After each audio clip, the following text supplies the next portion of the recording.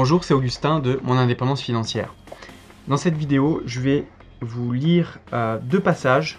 Donc, quel est le secret de la réussite et les émotions du succès dans l'ouvrage Le pouvoir d'influence suprême de Joseph Marcoulet. Quel est le secret de la réussite? Lorsque l'on étudie la façon de faire d'une multitude d'hommes d'affaires paraissant avoir des capacités analogues et impliqués dans des entreprises semblables, on constate que certains réussissent brillamment alors que d'autres végètent ou échouent. On s'est alors posé cette question, existe-t-il un secret que certains appliqueraient? La réponse est affirmative. Alors, me direz-vous, pour quelle raison ce secret serait-il à peu près inconnu de tout le monde? La réponse est à la fois simple et compliquée.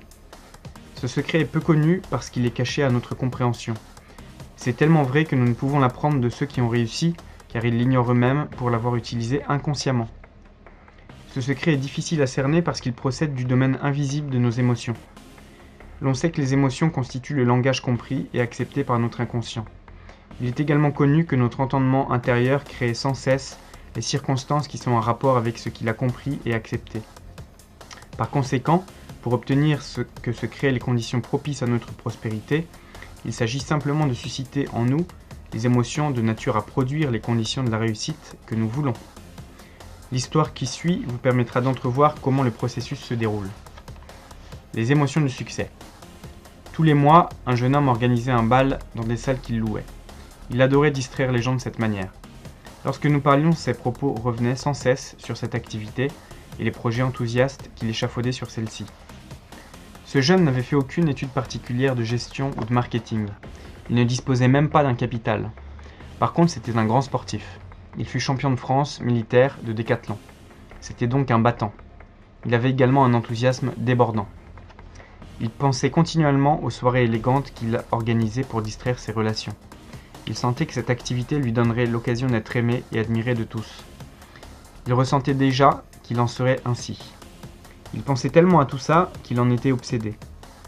Par conséquent, il se trouvait sous le coup de 4 émotions puissantes. L'enthousiasme et l'obsession, et il ressentait en plus l'admiration et l'amour qu'on lui porterait.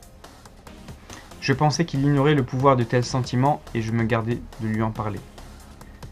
Un jour, il rencontre le patron d'un nightclub qui cherchait justement un directeur. Il sollicite le poste et l'obtient. Il se met alors à réaliser les plus belles soirées que j'ai jamais vues. Très vite, il se met à rêver de diriger le plus grand établissement de Nice. Il y pense sans cesse et voit tout ce qu'il pourrait y réaliser.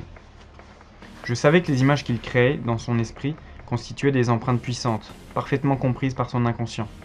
J'observais donc ce qu'il en résulterait. Quelques mois s'écoulèrent et des circonstances particulières lui permirent d'entrer dans l'établissement dont il avait tant rêvé. Plus tard, il créa sa propre entreprise. En quelques années, il est devenu l'un des leaders de la distraction nocturne sur la Côte d'Azur. Vous le connaissez peut-être, il s'appelle Marc Devez. Voilà, j'espère que vous aurez apprécié ce petit passage et je vous dis à bientôt pour une nouvelle vidéo.